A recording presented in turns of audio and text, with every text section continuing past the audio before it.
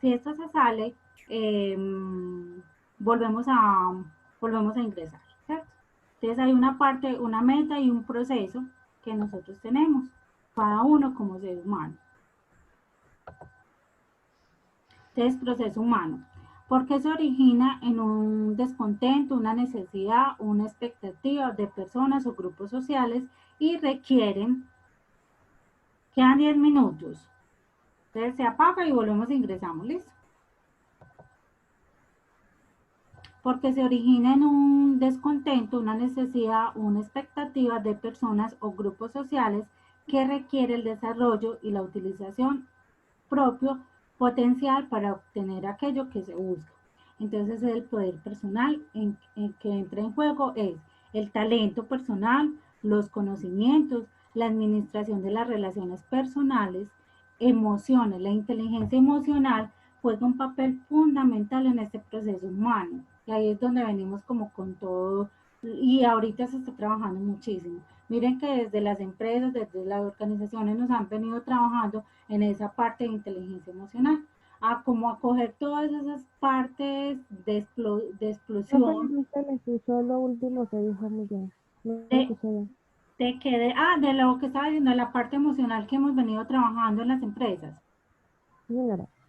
que hemos venido trabajando una parte emocional en las empresas, que es muy importante, porque nos, digamos que nos hacen mirarnos esa parte, esos chukis o esas partes para que no lleguemos y explotemos, que eso daña muchísimo a la gente cuando llegan en los trabajos y empiezan a explotar, o cuando llevan su vida personal a la empresa. Hay que saber diferenciar, y también en los negocios. Una parte es la cosa emocional que yo tengo y otra cosa es la parte, digamos, de laboral. Y son dos cosas muy diferentes. Entonces, hay que tratar de separarlas. La imagen y el prestigio personal. El enfoque humano tradicional hace un gran énfasis en el trabajo sobre las debilidades. En una negociación, el elemento más importante es la persona y es el aspecto que más fácilmente se olvida. Entonces, para que lo tengamos en cuenta. Cuando se negocia, se debe saber a la perfección lo que se quiere conseguir, que ya lo miramos, ¿cierto? Los caminos, las rutas y los frentes más cortos que debemos de llegar.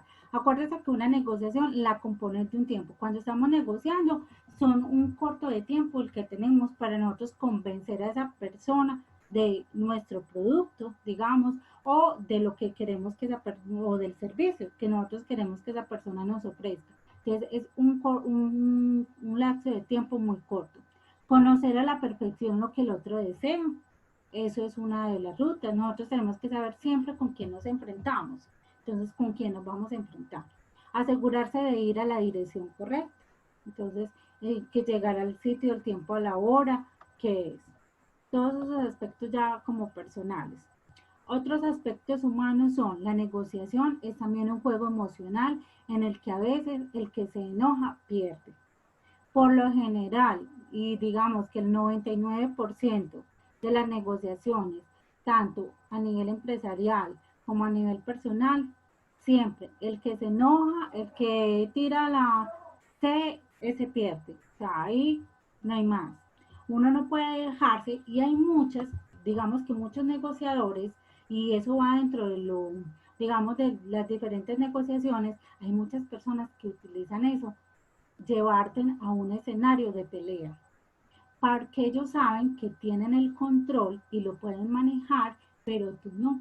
Entonces, cuando te llevan a un escenario de pelea, digamos, de inseguridad, ellos simplemente se aprovechan de ti y te ganan. O sea, mire que a uno las personas lo pueden llevar a esos escenarios. Entonces, hay muchos escenarios donde se puede llevar a las personas. Entonces, y en una negociación usted puede pasar por muchos escenarios, porque hay gente que con una sola palabra, con una sola mirada, que es lo que vamos a ver, te puede llevar a un escenario de tristeza, de duda, te puede llegar a ver, sentirte inferior, te puede menospreciar tu producto, es más, te puede menospreciar a ti como profesional. Entonces uno tiene que saber manejar todo eso a la perfección dentro de la negociación. Entonces, si usted no está emocionalmente preparado para negociar, es mejor que participe en la mesa otras personas más ecuánimes y usted se vaya a sembrar papas, pues dice ahí, no.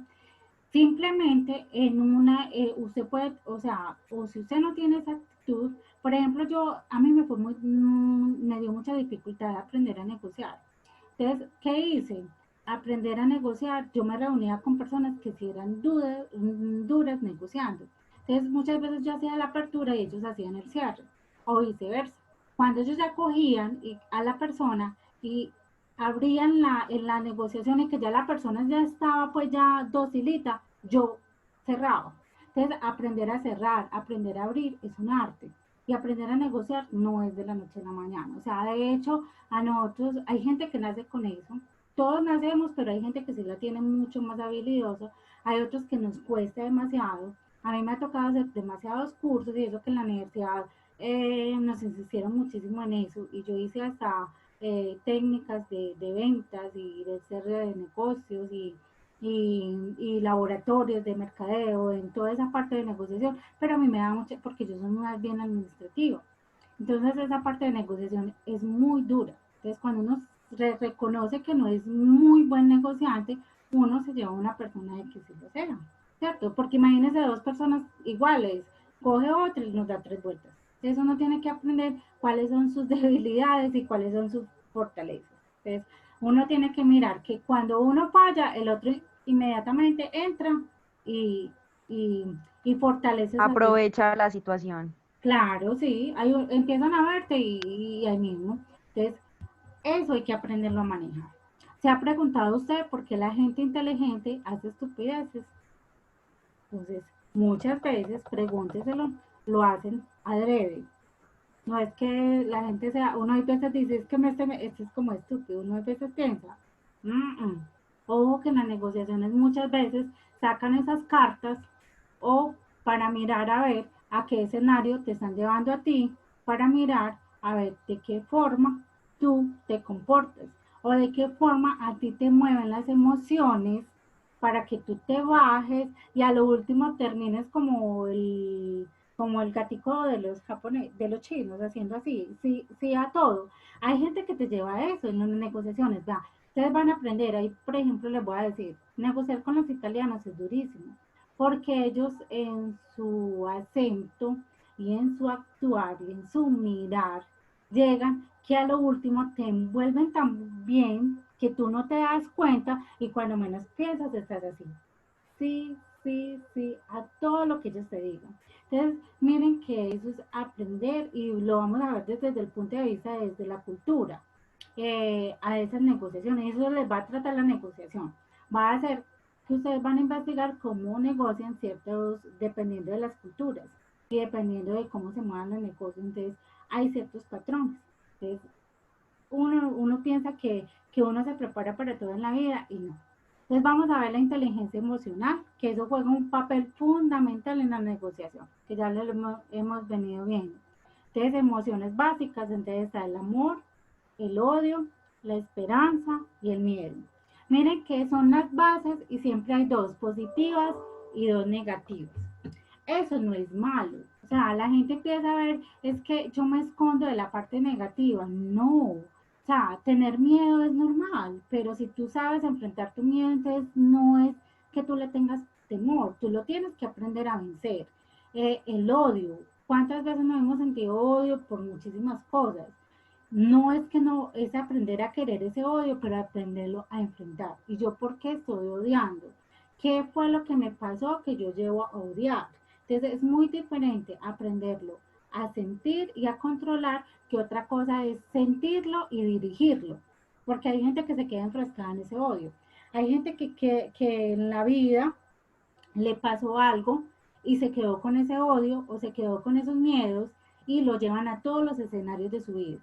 Entonces hacen de que su vida ande insegura, ande que en su vida se le presenten todas las personas que se aprovecharon de ella, anda que en su vida todo el mundo pelee con ella. Y entonces ella empieza a decir, pero ¿por qué todo el mundo pelea conmigo?